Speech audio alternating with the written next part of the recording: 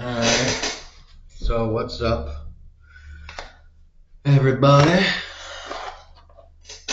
I've been watching some Dragon Balls Z lately after playing Daggerfall, watching Daggerfall on Twitch, whew, doing a little bit of a playthrough on Final Fantasy VII, and watching. I already said watching Dragon Ball Z, but yeah, and it's cold again, and yeah, feeling the cold in my toesies, my handsies.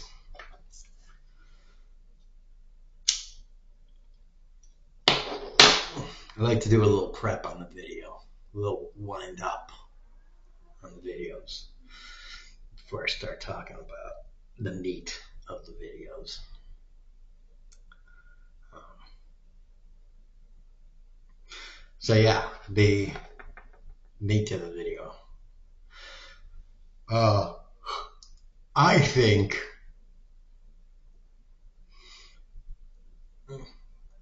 so. The title of the video, you know what the title of the video is, so you know what I'm gonna be talking about.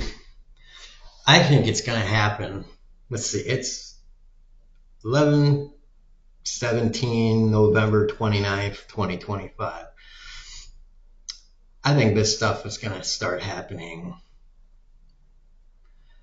well, conservatively, and this is all based on the if humanity doesn't nuke itself out of existence, more or less, don't have a plague, don't have a meteor extinction level event, some kind of something like extinction level event. If things basically keep going on as they are, I think.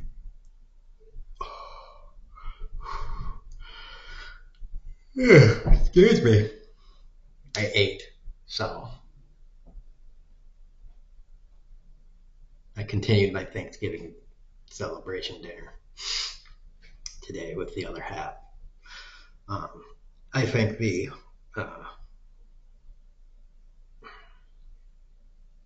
I guess I'm going to say the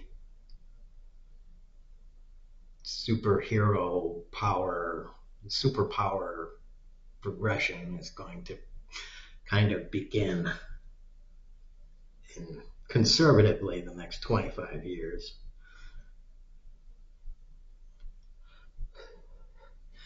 And I put that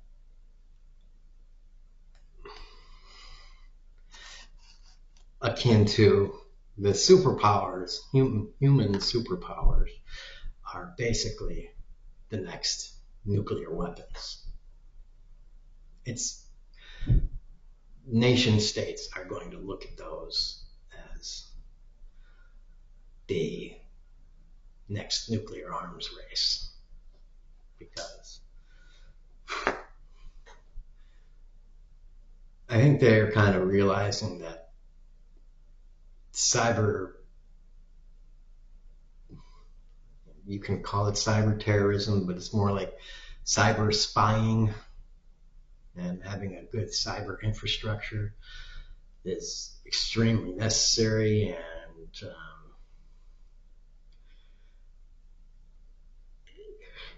yeah, man, yoni. It kind of is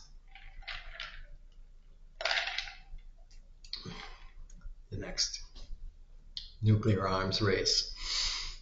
But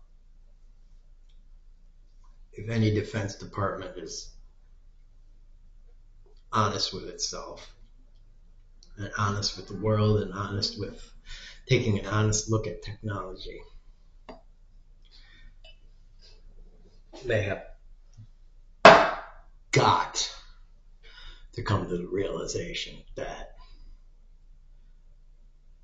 human augmentation is the next nuclear arms race.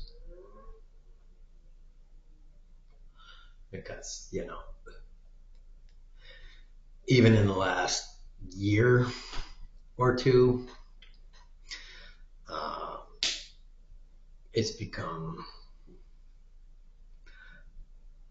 I think 60 Minutes did a piece on how a company has been able to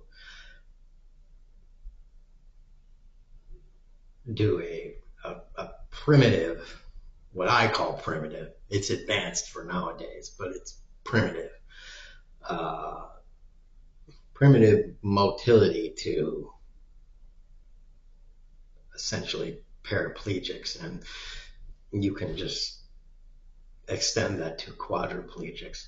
And so pretty much in the next 5 years, a quadriplegic is probably going to have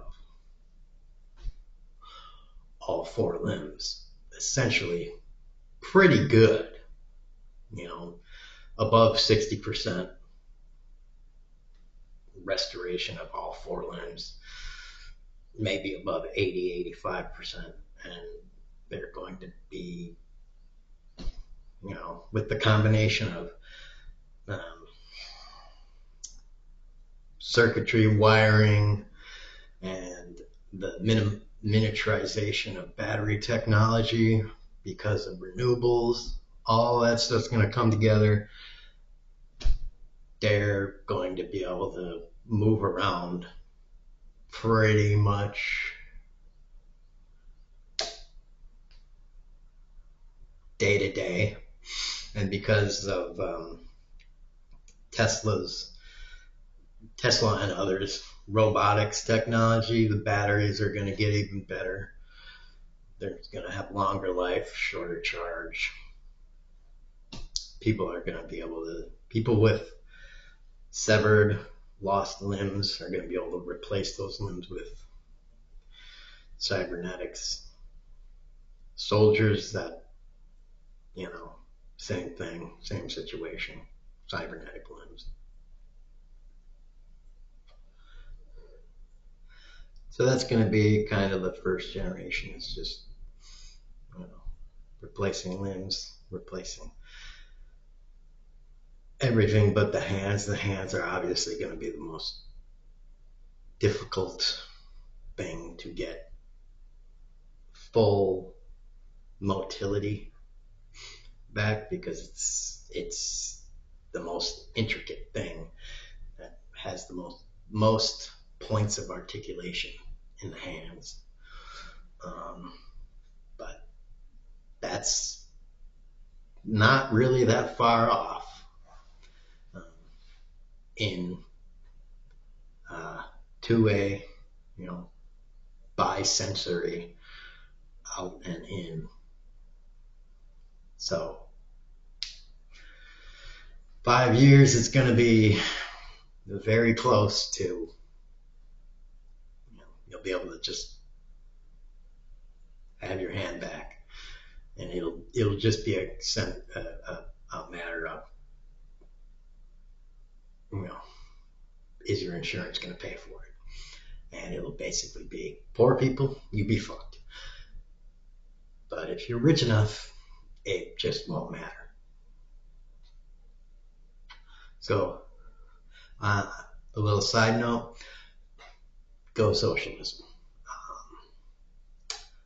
Stop voting Republicans, vote Democrats or any independent that says we want socialism.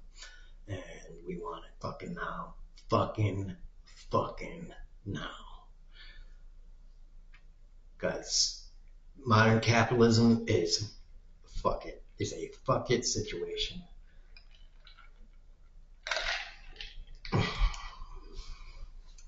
It is not going to serve you. It's not going to serve 90% of the people. Definitely not 70% or less. Even if you're a professional, you're just going to more and more be edged out.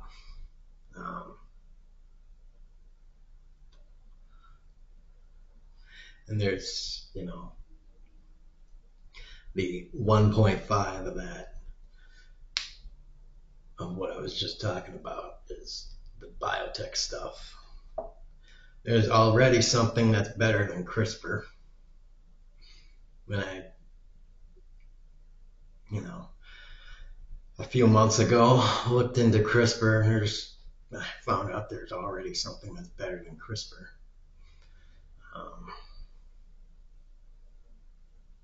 So, yeah, within 5-10 years, there's going to be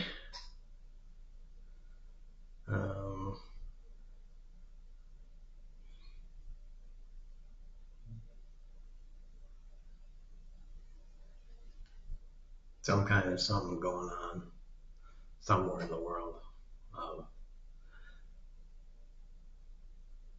Some kind of designed life forms going on. And, the religious people are not going to like that. They already don't like, they already have the market domination on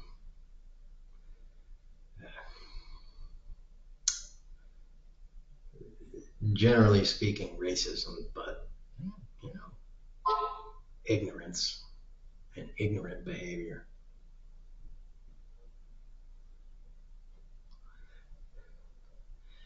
And the whole ideology of God,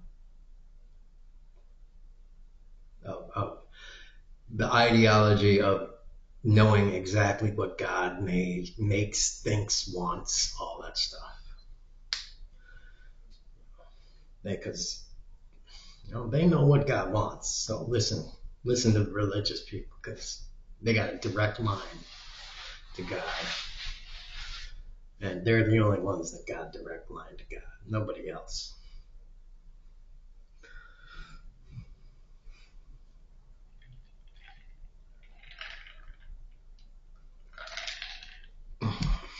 God is talking to them on their cell phone. So, listen to those motherfuckers.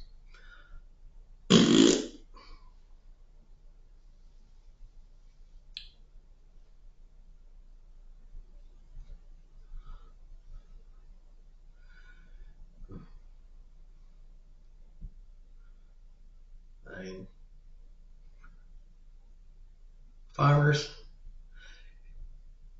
you've shoveled some horse shit in your life, but wow. These people, they got a big, big pile.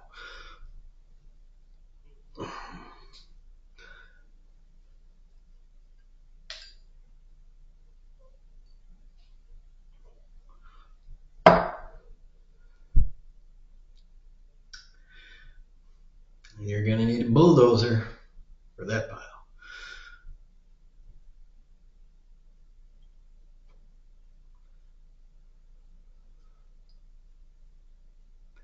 So yeah, that's like the entirety of the first tier, the cybernetics stuff, and then the beginning of that biological. And that's like that 10, 15, maybe 20 year, maybe 25 if it's really slow. And then after that,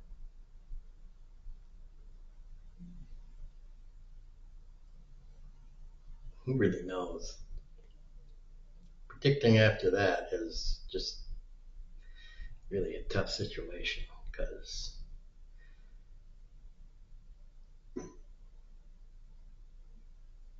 then you get some intermixing, and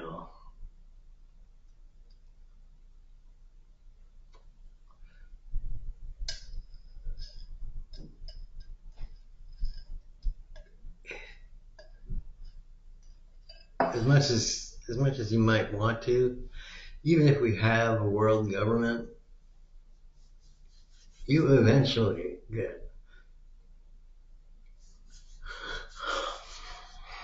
people that do unsanctioned cloning and experiments and all this stuff.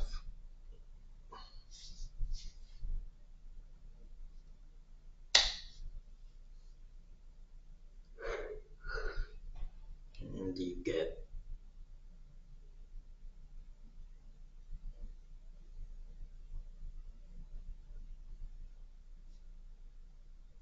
you know you get people that don't even know that they were they were made this way,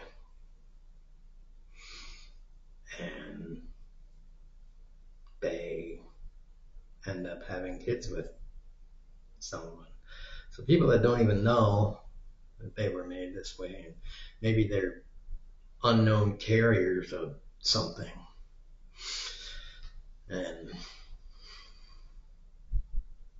then they start mixing with general population, and evolution just starts happening.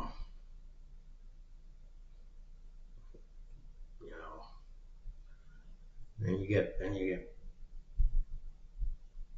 wild stuff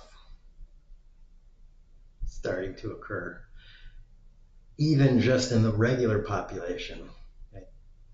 Not to mention, of course, the stuff that's intentionally happening.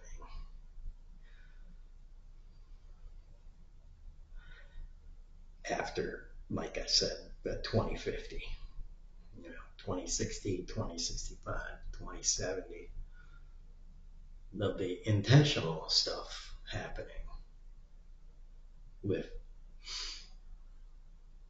augmented cybernetics and augmented biology. But there will be just random in the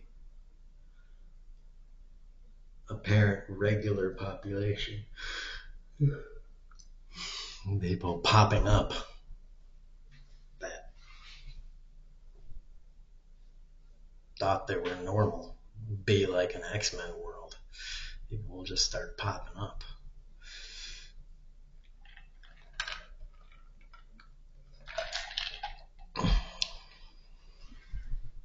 More and more. And I think maybe we should start preparing for this brave new world, because it's going to happen. It's kind of I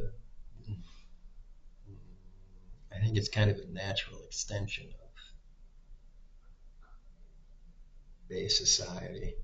Once you hit a certain technological threshold.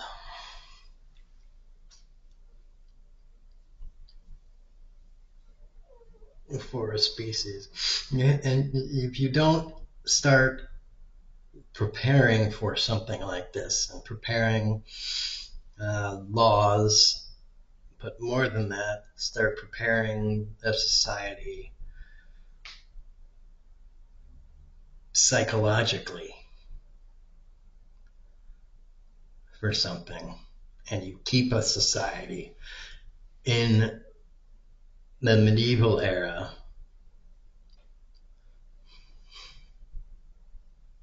and allow this to just seem like it just happens, and you throw all this in a society that is immersed in all of this strife, like is happening now, you're going to get a lot of backlash and extra crap that otherwise could be avoided if more and more people simply come to terms if the natural fact that drastic change is coming and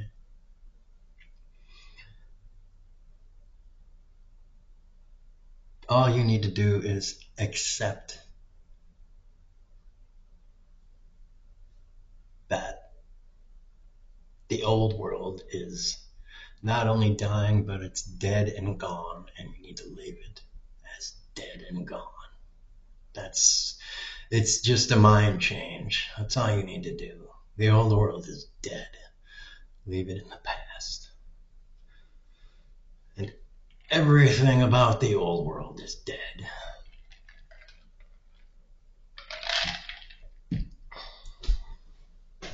And it should be dead. Because pretty much everything about the old world was shitty. And all the mechanisms about it were shitty. All the top-down hierarchical things that worked about the old systems are not going to work in the new world. And they're just going to keep everything shitty.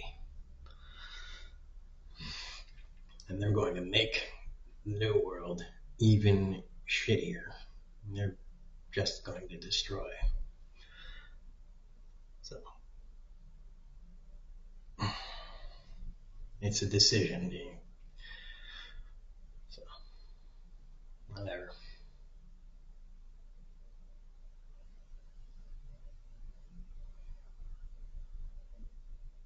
And the and Trump is like a great example of that. He's like a metaphor. He and everyone following him is like definitely a red flag, but an excellent metaphor for all of us. A last-ditch attempt to hold on to a dying system.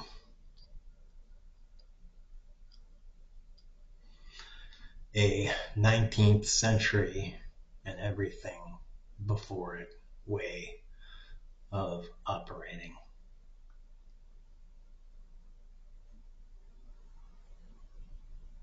That is dying and should be allowed to die.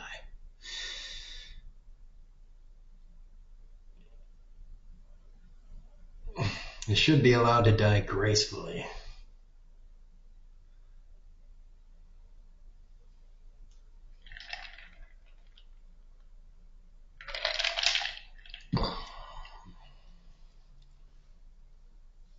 With a little bit of dignity, but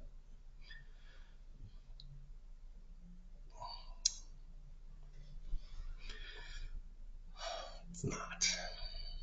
And it's refusing to die. And all the old people that still have power and money and land and authority are really struggling to hold on to it.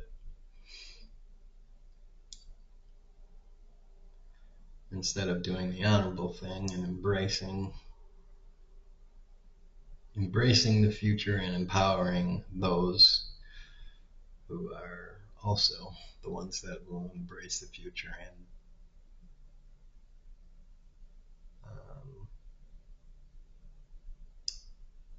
creating the future, which means, by the way,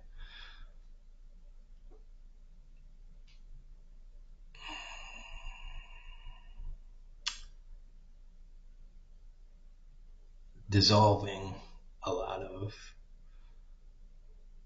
like I said, dissolving a lot of the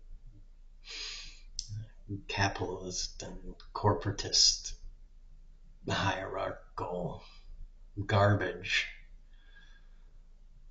that has maintained civilization for thousands of years. Because corporations are you know, essentially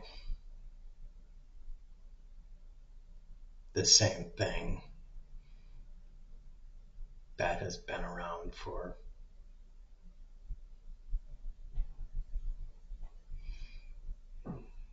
I don't know, a couple thousand years.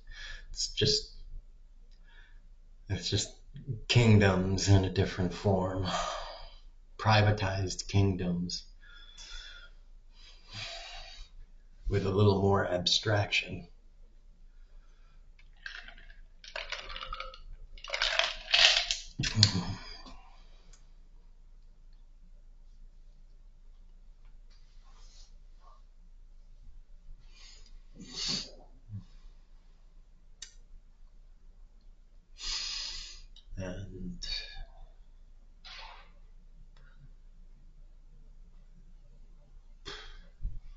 And I've also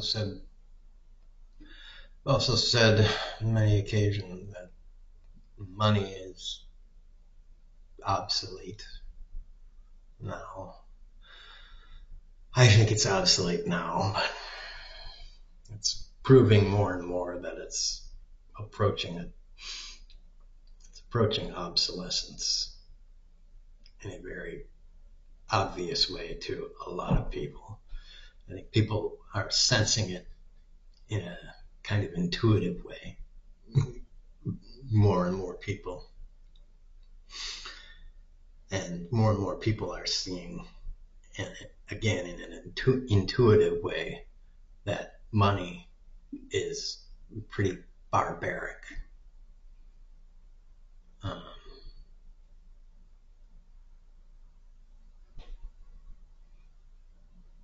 Especially given how abundant resources are nowadays, proportional to how many people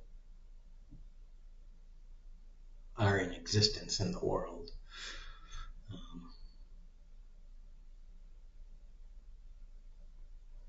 Like I say, there's more than enough.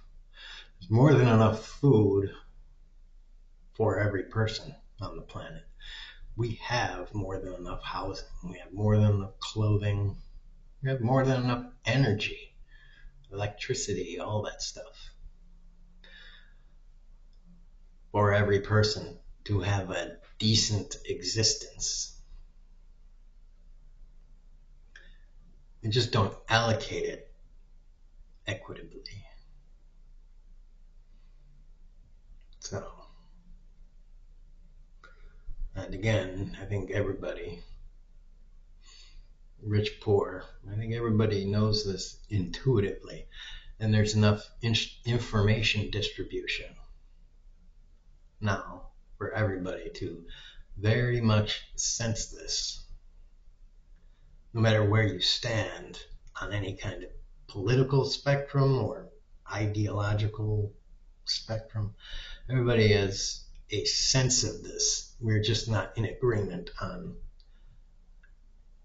how to rectify the system.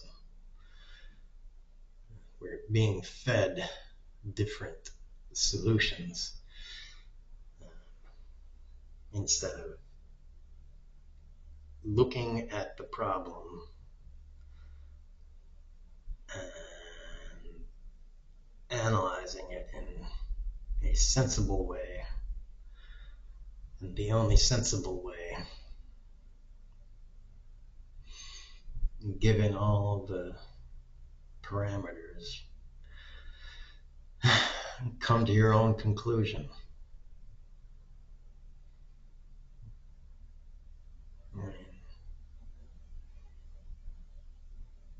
If you have a certain amount of resources,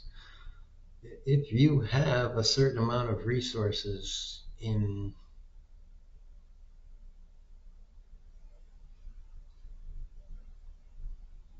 I mean, why not divide them up and worry about certain things after?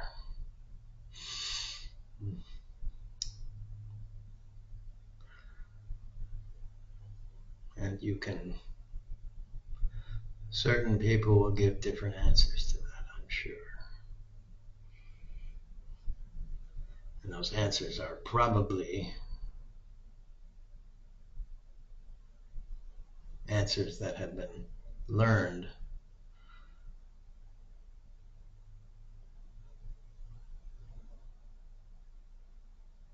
taught to people.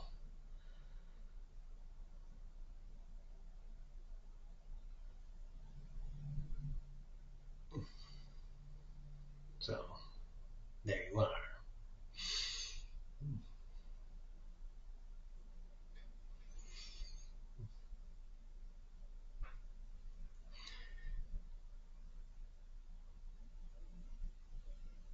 I propose if you give an answer to that question, just say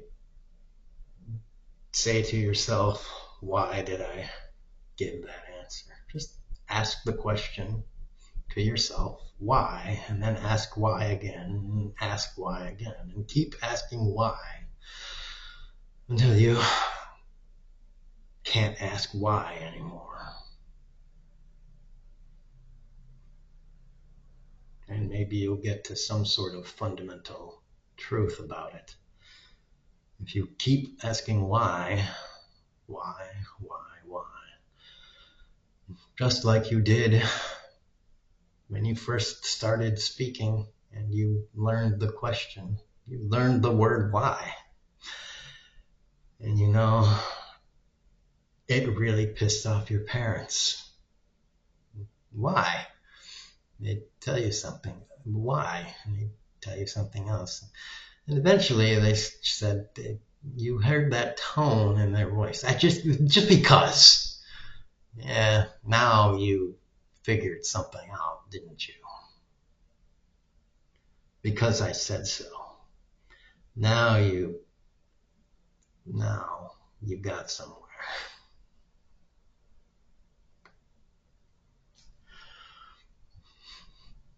Yeah.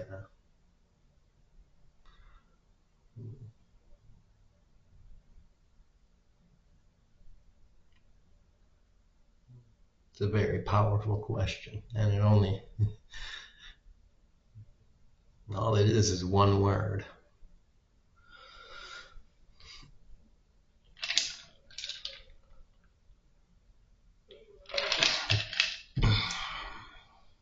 So there you are.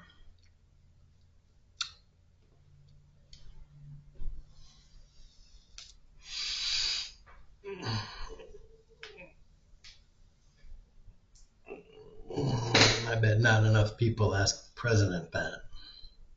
You can start with a question, and he answers you, and you can just say why. And he answers you again, and you just say why, why, why, and then eventually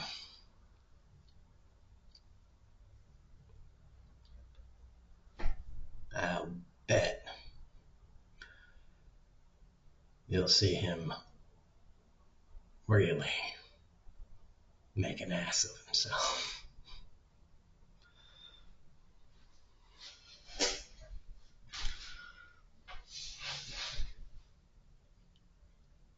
You pretty much see anyone make an ass of themselves. It gets infuriating to have someone keep asking you why. You know, almost never hear anyone say, I don't know. Almost no one gets to the point and says, I don't know. So many people are unwilling to just admit ignorance.